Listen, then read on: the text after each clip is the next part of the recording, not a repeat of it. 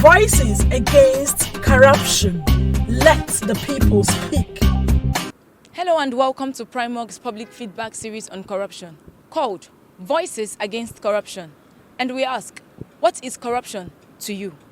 Corruption is a prevalent disease that is going on all over the world. Corruption is a cankerworm that does not leave anything good behind. Corruption can simply mean that to know the right thing and you are not doing it.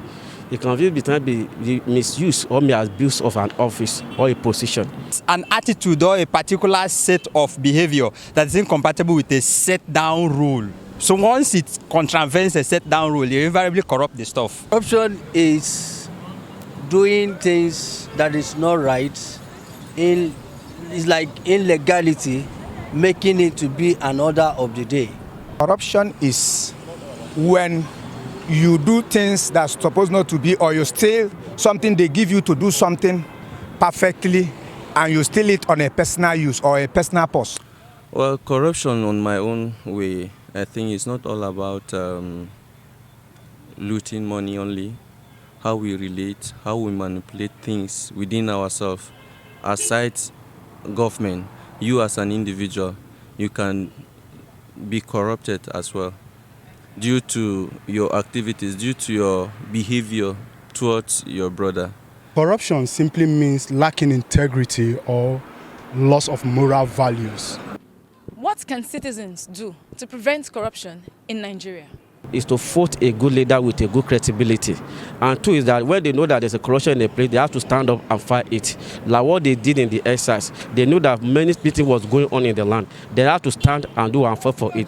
Later, and the government have to come to their aid. Everybody should take up responsibilities for themselves because, for instance, somebody is set in an office and he expected to employ somebody or a set of persons by set-down regulation, and you come, you're not qualified, and you force that person to take you, it means you are invariably forcing the person to be corrupt. So you take up responsibility for yourself as a citizen. If the environment is okay, corruption will be eradicated. All the people we vote into our government, we need to be checking them.